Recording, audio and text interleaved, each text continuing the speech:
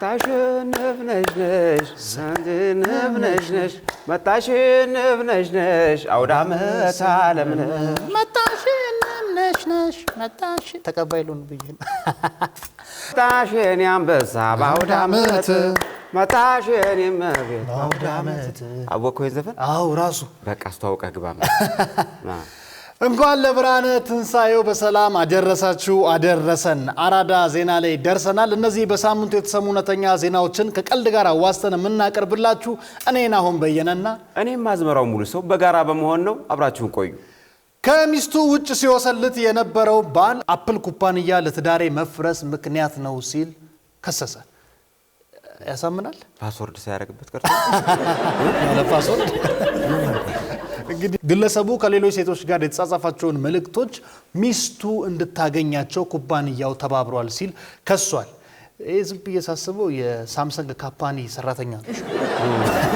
የሌላ ሰበብ አድርጎ የሚከስ አፕል እንግዲህ ሚስጥሬን ባለመጠበቁ ምክንያት የ20 ዓመት ትዳሬ ፈርሷል በሚል ኩባንያው $5 ሚሊዮን ካሳ እንዲከፍለው ጠይቋል አያፍርም ነው የሌባ አይነ ደረቅ መልሶ ልብ አድርግ ምንድነው የሚለው 20 ዓመት ትዳሬ ፈረሰ ይላል እንዴ ሲወሰልት ከርሞ አፕል ኩባንያ እንዴት አንሶላ አንጥፏል ነው የምትለው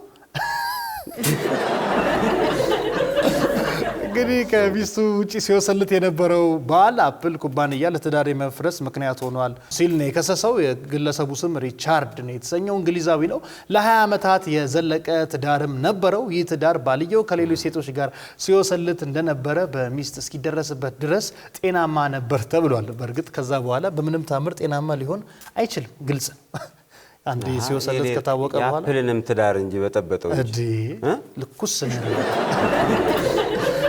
አፋር በጣም ይህ ሪቻርድ የተባለው ግለሰብ እንግዲህ የአፕል ስልክ ተጠቃሚ ሲሆን ከሚስቱ ውጭ ከሌሎች ሴቶች ጋር ያደረጋቸውን መልእክቶች ሚስቱ እንዳታያቸው በሚል ተከታትሎ በየጊዜው ሲያጠፋ ቆይቷል ለአመታት በዚህ መንገድ የዘለቀው ይግባል አንድ ቀን ግን ሚስቱ በቤት ውስጥ የሚጠቀምበትን አፕል ታብሌት ስትከፍት ባሏ ከሌሎች ሴቶች ጋር ያደረጋቸውን የመልእክት ልውውጦች ታያለች እንግዲህ ለአመታት ባሏ ሲወሰልትባት እንደነበር የተረዳችው ሚስትም ፍቺ ትጠይቃለች ያው መልእክቴን ከፍሙሳ መልእክቴን እየተከታተልኩ ሳጠፋ በቆይም ግን ኩባንያው መልእክቶችን በዘላቂነት ሳያጠፋ አቆይቶ ሚስቴ እንድታየውና ትዳሬ እንዲፈርስ ምክንያት ሆኗል ሲል ወቅሷል ግን ምንድነው ይሄ አልተማርክም ነው ሪሳይክል ቢን ውስጥ ሄዶ ማጥፋት አለበት አሁን እኔ ልምዴ መሰላዝሜ ጽፍና ጀናጀና ከዛ ሪሳይክል ቢን ውስጥ ካለ ማጠፋው አንተ በዚህ እድሜ እንደዚህ አይነት ልምድ አለ ማን እንዳይል አያ ለጫዋታው ድምቀት ለጫዋታው እንጂ አላጠፋም እኔ በጣም ሀቅ ሲጀመር አይዳፈንም ተዳፍኖ አይቀርም እውነት መውጣቱ አይቀርም አፕል ስለሆነ ብቻ ሳይሆን የሆነ አፕል ነው ሰውየው ራሱ ከጭንቅላቱ ላይ ስራውን ድሊት ካላደረገው ይሄን ተግባር እኔ ሳስበው መሰላዝሚ ቺታ አረጋ አይደለ ከዛ ሚስቱ ደረሰችበት ንፋታ ስትለው ንብረት ትከፈላለች ስለዚህ አፕል ኩባንያን ከሶ $5 ሚሊዮን ለአዲሱ ትዳር መመስረቻ ለጥሎሽ ነው በዚህ ልክ ነው የተጨማለቀው አንተ ይሄንማ ሰው እዚህ ሀገር ቢሆን በእውነት ማንፊት ይሰጣል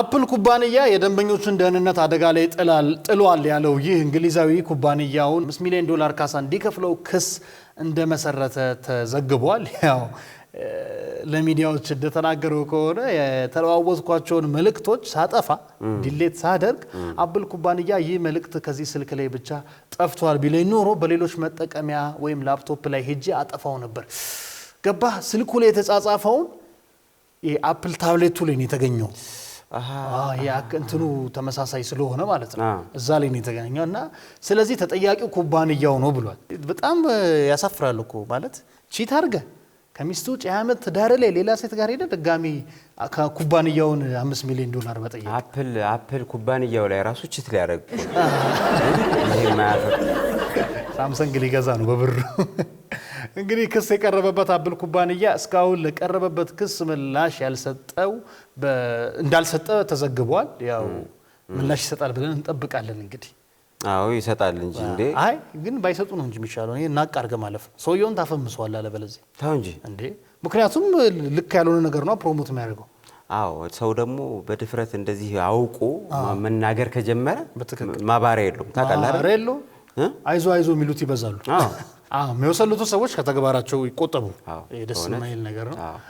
ወደ ቀጣይ ዜና ስናልፍ በመካከላቸው የ37 ዓመት የእድሜ ልዩነት ያላቸው ባልና ሚስት ሴት ልጅ ልንወልድ ነው አሉ። የ63 ዓመት አዛውንት ሚስት ናት። የ26 ዓመቱ ወጣት ባል ደግሞ የልጃቸውን ጾታ የማብሰሪያ ድግስ አዘጋጅተዋል እየተባለ ነው ሰሞኑን። ይወልዳሉ ሴትዮዋ?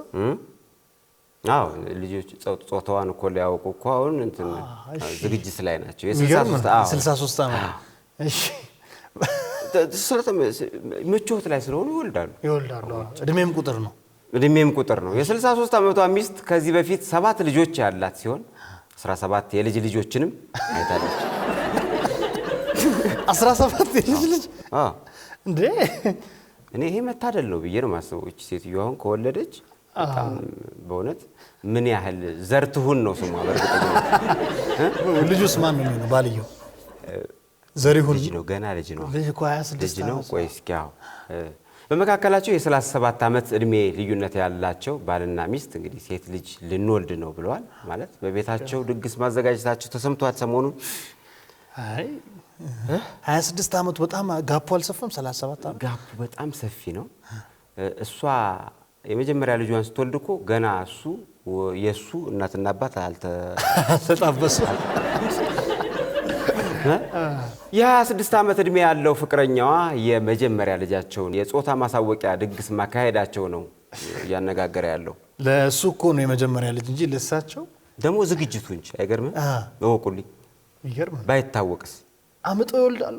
63 ዓመት ትልቅ ነው እኮ። ችግር የለውም። ማጡ እኮ ብዙ ቢግዲል አይደለም እኮ። በኦፕራሲዮንም ወልድ ይቻላል። ማጸነሱ ነው ዋናው። ማጸነሱ የ63 ዓመቷ ሚስት ቼርሊ ግሪጎሪ የ7 ልጆች እናት ስትሆን 17 የልጅ ልጆችን አይታለች። ሴትዮዋ ያሁኑ ወጣት ባሏ ጋርም ለመጀመሪያ ጊዜ የተገናኘችው በፈረንጆቹ 2012 ላይ ሲሆን በወቅቱ የ15 ዓመት ታዳጊ ነበር ያሁኑ ባሏ። እሺ፣ ከልጆቿ ጋር ሲጫወት ነው ያገኘችው። ቃቃ ሲጫወት ለአመታት በፍቅር የቆዩት ሁለቱ ጥንዶች ብሎ ነው ደግሞ የዘገበው። የሚገርም ጥንዶች ይላል። ለአመታት በፍቅር የቆዩት ሁለቱ ጥንዶች በፈረንጆቹ 2021 ላይ በትዳር የተጣመሩ ሲሆን ባሳለፍነው አመት ላይም ልጅ ለመውለድ ማሰባቸውንና ይህም ቼርሊ በተፈጥሮ መንገድ መውለድ ስለማትችል በማህፀን ኪራይ ለመውለድ ማቀዳቸውን አስታውቀው ነበር። ይሄም ተሳክቶላቸው እንግዲህ ድግስ በመደገስ ላይ ናቸው። በተፈጥሮ መንገድ መውለዳችን ያው እድሜዋ ሄደ። ኩሱን ያልኩት ልጁ ግን 15 ዓመት ሆኖ ነው የምታውቀው። እንዴ አሳድገው ማግባት ግን እንዴት ነው ማለት? ጎሽ ደረሰልኝ እያሉት እኮ ልክ 18 ሲሆን እኛ ሀገር እኮ አልሳካ ነው የሚለው እንደዚህ አይነት ነገር። አሁን አሳደጌው ነበር ፍቅርሽን ኮትኩቼ አልታደልኩም እንጂ ለመብላት አብቅቼ። እቺ በላችሁ አሳድጋ። እሺ በጣም ደስ ይላል። ብቻ ያው መቼም ዜናው ፍቅር ምን አይገድብም። እኛ ሀገር ይገድባል ብለህ ታስባለህ? ላይገድብ ግን ይሄ ወግ ባህሉ እንዲወጣም እንደዚህ ይፋ እንዲወጣም ያደርጋል። ሊፈጠር ይችላል። የሰው አፍ ትፈራለህ ምናምን። አዎ ሴትዮዋን ትወዳለህ። እሺ ጥንዶቹ ከሰሞኑ ደግሞ ልጃቸው መጸነሱንና የልጃቸውን ጾታ ማሳወቅን ለማክበር ብለው ወዳጅ ዘመዶቻቸው በተገኙበት ድግስ ማዘጋጀታቸው ነው እንግዲህ ገራሚው ዜና እየተነገረ ያለው። በቲክቶክ ላይ ከ2.6 ሚሊዮን በላይ እይታዎችን ባገኘው ቪዲዮ ላይም ቼርሊ ሮዝ ቀሚስ እና እናት ልትሆን ነው የሚል ጽሑፍ ያለበትን ሪባን ለብሳ ታይታለች። ፕሮግራም ጠርታ እናቱ እኮ ሆናለች። ግን ከፊት በጣም አያት ሆነዋል እንጂ 17 ልጅ አይቶ ጋር ነው ያገባው። አሁን እኮ ፕሮግራሙ ላይ እንዳለ በቃ የሚሰበሰቡት የድሮ ጓደኞቿ ምናምን ናቸው። በከዘራ በምናምን ይገርማል። እናት ልሆን ነው ብላለች እና የልጃቸው ጾታ ሴት መሆኑን መታወቁን ተከትሎ የ17 የልጅ ልጆችን ያየችው የ63 ዓመቷ ቼርሊ የ26 ዓመቱ ባሏን አቅፋ የዘለለች ስትጨፍርም ታይቷል። ዝም ነው መልስ። ብራቮ ቼርሊ፣ ብራቮ ብራቮ ብራቮ። ቼርሊና ልጁ እንዴት እንደተገናኙ ሲናገሩም ለመጀመሪያ ጊዜ የተገናኙበት ዓመት በፈረንጆቹ 2012 ላይ ዲያሪ ኩዊን በተባለ ምግብ ቤት ውስጥ ነው ተቀጥረው ሲሰሩ ሲሆን በወቅቱም ልጁ የ15 ዓመት ታዳጊ ቼርሊ ደግሞ የ52 ዓመት እድሜ ያላት ጎልማሳ ነበሩ። በመሃል ተጠፋፍተው የነበሩት ጥንዶች በ2020 ላይ ድጋሚ ቼርሊ በገንዘብ ያዥነት ተቀጥራ በምትሰራበት ድርጅት ውስጥ ዳግም እንደተገናኙም ተናግረዋል። እሺ ዳግመኛ ተገናኙ። መጀመሪያ የነበረ ነገር ነበረ። አይ መጀመሪያ የእናትና የልጅ ፍቅር አይነት ነው የነበረው። ሴትዮዋ ናቸው የቀየሩት። እንዴት አወቅ? 15 ዓመቱ ላይ ምን ያውቃል ልጁ? ስራ ነው ይሰራ ያለው። ጥንዶች በ2021 ላይ መጋባታቸውንም ነው የሚናገሩት። 2021 ላይ ተጋብተዋል። ከዛ የ63 ዓመቷ ቼርሊ 7 ልጆችና 17 የልጅ ልጆች ያላት ሲሆን ነገር ግን ልጁ ያ ህፃን ልጅ ማለት ነው የራሳቸው ልጅ እንዲኖራቸው ይመኙ ነበር ከሱ ጋር። ቼርሊ የእድሜ ልዩነታቸውን ስትናገር ልጁ እስካለ ድረስ የሚያሳስበኝ ነገር የለም፣ እወደዋለሁ፣ በሱ ላይ እምነት አለኝ ብለዋል ማለቴ ብላለች። እሱ በሱ ላይ እምነት አለው። እሱ በደንብ እየተናገረ እንዳልሆነ እየሰማን ያለ ነው። ምንም የሱን ቃል አልሰማንም። ሴትዮዋ ናት እስካሁን የምትለፈልፈው። ምክንያቱም ጭቆና አድርሳበታለች ብዬ አስባለሁ እንጂ እሱ የሚናገር ነው። ዝም ብሏል። ዝም አለ። አንዳንዴ ስትመታ ዝም ነው እኮ የምትለው አይደል? አይድረስ ነው። አይድረስን ሰው ያቀለዋል ይላል አበው ሲተርቱ። ቼርሊ ስትተርት አበው በላት እኮ እሷ ራሱ አበው ናታው። እኔ ባልኖር እንኳ እሱ ሁሉንም ነገር ማድረግ ይችላል፣ እተማመንበታለሁ። እሱ ታላቅ አባት ይሆናል፣ ኃላፊነት የሚሰማው አዋቂ ነው፣ ልጃችንን ማሳደግ እንደሚችልና በጣም ጥሩ እንደሚያደርገው እምነት አለኝ ብላለች ቼርሊ። አይ ደስ ይላል። እንደዚህ ከሆነ ደስ አለ። አዎ አባባሏ የአብርሃምና የሳራ ጋብቻችሁን ይባርክ ብለናል።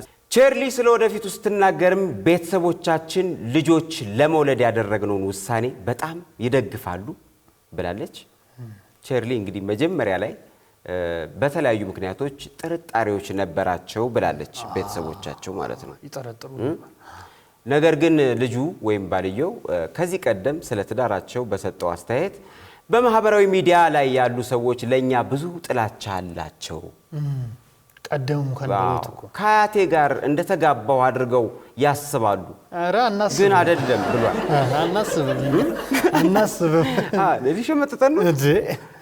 ቢችል እኮ እሳቸው እኮ ቀድሞ ስለተናገሩ ነው እንጂ እኮ አይ ህፃናት ሊለን ነበር። እኔ አያቴን አላገባውም፣ እሷ ከአያቴ በእድሜ ታንሳለች እኮ። እንዴት ነው የምታስቡት? ልክ ነው። አያቱ 64 ናቸው፣ እሷ 63። እኛ ከሌሎች ጥንዶች በምንም አንለይም፣ ምክንያቱም ፍቅር ነው ሲልም ተናግሯል። በጣም ደስ ይላል። ይገርማል። በቃ እንደዚህ ነው ቼርሊና ልጁ ፍቅር እስከ መቃብር አንዴ ከገባህበት ለነገሩ እንደዚህ ነው። በቃ በትክክል ከፈለከው ህይወቱን ኤኒዌይ እኛ ሀገር ብዙ ነገር ሊኖር ይችላል እኮ ናሆሜ፣ አንተን ጨምሮ እኔ ብዙ የምጠረጥራቸው ሰዎች አሉ። ግን ያው አይድረስ ነው። ነገሮችንም እንግዲህ አደባብሶ ባይታለፍ ፍቅር እውነተኛ ፍቅር ከሆነ ምንም ማድረግ አይቻልም። በነገራችን ላይ አይደል? ፈርዳለህ? አረ አልፈርድም። እናመሰግናለን። የሚስቱን ውስልትና ዛሬ ውስልትና በውስልትና ምንድነው? አሁን ውስልትና የሚስቱን ውስልትና በድሮን ታግዞ ያወቀው ባል ሚስቱ የተለየ ባህሪ አሳይታለች በሚል መከታተል የጀመረ ሲሆን በመጨረሻም ከሀለቃዋ ጋር እንደምትወሰልት ደርሶባታል። የድሮ ቅኝት ያረጋ በሀገሬ መኮራው በዚህ ነው። እንዴት በቃ ሰላም ነው አዚ ከባ እንዴት አወቀ? አለመተማመን ጥግ ድረስ ሄዶ በድሮን ተከታትሎ ሄዶ ሚስቱን ከሀለቃው ጋር ደርሶባት እንዴት አወቀ? ያልከኝ? እዚህ እኮ ድሮን ባይኖርም ቀልብ ይነግራል። በቀልብ ነው የምትከታተለው ነው የምትለኝ? እሺ የሆነ ነገር ግን አይነግርህም። ይሸክካል። ያልሆነ ትዳር እኮ ያስታውቃል። ሲተኛ እዛ እዚህ ምን ሆኖ ነው ምናንተ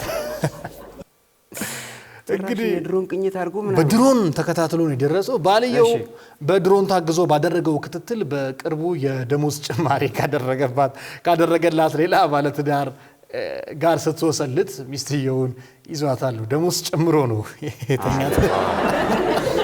አለቃው አንዳንድ አለቃም ልክ አይደለም እኮ። ልሂድ ስትል ግን ሌላ ቦታ ይልኩ ነው ብላ ነው የምትሄደው። ልሂድ ስትልማ ለቅሶ ምናምን ትላለች። የእንትና በልጅ ሞተ። እንግዲህ ባልየው በድሮን ተከታትሎ የሚያሳየው ተንቀሳቃሽ ምስልን ለቋል። ተከታትሎ የደረሰበትን ያው የሚስቱ ውስልትና በድሮን ታግዞ ያወቀው ባል ጂንግ በመባል ይጠራል። ስሙ ነው ጂንግ። ያው ቻይናዊ እንደሆነ ግልጽ ነው። ያው ስሟ ካልጠቀሰችው ባለቤቱ ጋር በትዳር ተሳስረው ይኖሩ ነበር ግን በአንድ ህንፃ ላይ። ነገር ግን በተለያዩ ተቋማት ተቀጥረው ሲሰሩ የተዋወቁት እነዚህ ጥንዶች ከቅርብ ጊዜ ወዲህ ግን ትዳራቸው ፍቅራቸው ንፋስ ገብቶበታል ነው የተባለው። ያው ባልተለመደ መልኩ ቤተሰቦቼን ልጠይቅ እየሄድኩ ነው። ቅድም እንደ ዘመድ ጥየቃ አባዬ ታመመች ምናምን እያለች ትሄዳለች። ያው ከዛ ለባሏ ትሰጣለች እንደዚህ አይነት ምክንያቶችን። ግን የተሸወደችው ምንድነው ባሏ ቻይናዊ መሆኑ። አንድ አይነት እንዴ በፈጠራ ስራ ነው የሚያጋልጥ። በድሮን ተከታትሎ ራሱ ሰርቶ እንግዲህ የተለያዩ ምክንያቶችን ለባሏ የምታቀርበው ይህች ሚስት ለመዝናናት በባሏ ስትጠየቅም ወተን እንዝናና ምናምን ሲላት ይቅርታ እየጠየቀች እንደማይመቻት ስትናገርም ነበር ተብሏል። ትንሽ ፔኑ ከፍ ይላል። ከኔ ጋር እንውጣ ሲላት ዛሬ ራሴን አሞኛል ወገቤን ትላለች። ሌላ ቦታ ግን ትሄዳለች ለባብሳ የሚስቱን ባህሪ መቀየር ያስተዋለው ባልም በተለያዩ መንገዶች መከታተል ይጀምራል። ለዚህም ውጥኑ እንግዲህ በድብቅ በድሮን የታገዘ ክትትል ሲያደርግ የቆየው ባል በመጨረሻም ከአንድ ሰው ጋር ወደ ተሽከርካሪ ስትገባ ያያል። ይገርማል እኮ ለጎራዳ አፍንጫ እንደዚህ መሆኑ። አይ ቻይና ሁሉም ነው አንድ ነው። ተመሳሳይ ናቸው ቻይናዎች። ግን እርስ በርሳቸው እንትን ይላሉ እኮ ይተዋወቃሉ። አይሳሳቱ። እዚህ ነው እኮ አይነ በጎ አፍንጫ ሰልካካ አንገተ ረጅም ምናምን ለምታማርጠው እዛ እስከ መጨረሻው ባደረገው ክትትልም ሚስቱ ከሌላ ሰው ጋር እየወሰለተሽ መሆኑን ያወቀ ሲሆን በሰውየው ላይም ባደረገው ሌላ ክትትል ሰውየው እኮ በቃ መርማሪ ሆነ። ክትትል በክትትል አለቃዋ መሆኑን ያውቃል። ያው ከሚስቱ ጋር ሲወሰልት የነበረው ሰውየም ባለትዳር መሆኑን ሚስቱን በተመሳሳይ ህንፃ ላይ የምትሰራ እንደሆነች ተገልጿል። ያኛውም ከህንፃው ይሁን እንዴ ወይ እንትልበት አንዳንድ ህንፃ እንደ ቅርጹ ምናምን ይሆናል። አጉልኝ ሽፍድ ያለ ህንፃ አለ። እዛ ላይ ስትገባ በቃ ዲዛይናቸው በጣም ለእንደዚህ አይነት ነገር ድሮ አሁን እንደዚህ ገደድ ያለ በሶሻሊስት ጊዜ ደርግ የሚሰራቸው ህንፃዎች ታውቃለህ። አራት ማዕዘን ነው። አትወሰልትም። በቃ ቀጥ ያለ ነው ምናምን። አሁን ዘመኑ ሲቀየር ግን ያው በአንተ ጊዜ እኔ ስላልደረሱ አታውቃቸው። በደንብ ግን መረጃው አለ። የሚገርምህ አንተ ሳታገባ ስለ ውስልትና አጠቃላይ ያለ እውቀትን መረመርኩት እና በምን ታውቃለህ አለማግባቴን? ያው እኛ ሳንጠራ አይሆንም ብዬ ነው። በቅርቡ እንግዲህ የደሞዝና የሥራ እድገት ከሰጣት ሰው ጋር የወሰለተችው መሆኑንም ያወቀው ማስረጃውን በመያዝ ፍቺ ጠይቋል የተባለው ግን ቀልድ ነው። ይሄ በጣም ነውር ተግባር ነው። ትዳር ክቡር ተቋም ነው። በተለይ ስራ ቦታ ሰበብ እየተፈጠረ ምናምን ለልጅም መታሰብ አለበት። ብዙ ነገር ሳትጠናናም ወደ ትዳር ጥልቅ ማለት እንደዚህ አይነት ነገሮችን ሊያመጣ ይችላል። ምክንያቱም በደንብ አብረሃት መዝናናት አለብህ። አንተ አሁን ለአንተ በጣም ትልቅ ትምህርት ነው ናሆሜ። አሁን አንተ ስላላገባ በምን አይነት ሁኔታ ትዳርህን መምራት እንዳለብህ ይሄ ነገር በጣም ያስተምርሃል። በድሮን ነው መከታተል። ከድሮን በፊት እኮ አንተ ምንድነው ያጣችሁ ከኔ ጋር የሚለውን ነገር በደንብ እንትን ማለት አለብህ። ነገ ያለው ቀልድ ነው። የምሬን ነው የምነግርህ። ማጣፊያውን የሚያጠርፈው አለ። ሚስትየው እንግዲህ ካለቃዋ ጋር መሆኑን ወደ ተለያዩ መዝናኛ ቦታዎች ሲገቡና ሲወጡ የሚያሳይ ተንቀሳቃሽ ምስሎችን በማህበራዊ ሚዲያ ላይ ለቀቀው ነው። በጣም ለቀቀው ራሱ ለቀቀው። ከዛም እሱን ተከትሎ የብዙዎችን ትኩረት ስቧል ተብሎ ተዘግቧል። ንጹህ ያልሆነ ሁሉ እኮ ነው ደግሞ የሚያየው። እንዴት አንቺ ምናምን ይላል። ውሽማው ቤት ተኝቶ ቪዲዮን እያየ ሰው ለመፍረድ ይቸኩላል። ለመፍረድ ይቸኩላል። ግን ትዳር ክቡር ነው። የምትወሰሉቱ ሰዎች እረፉ። ይሄ በጣም ትልቅ የቤተሰባዊ ቀውስን ነው የሚያመጣው። በትክክል እንጠንቀቅ ለማለት ነው። አራዳ ዜና የሳምንቱ ይሄን ይመስል ነበረ። ሁላችሁም በያላችሁበት መልካም በዓል ብለናል። ፍቅርና ሰላም ለሀገራችን፣ ሳቅና ተድላ ለሕዝባችን ይሁን። አራዳ ቅዳሜ ይቀጥላል። እናመሰግናለን።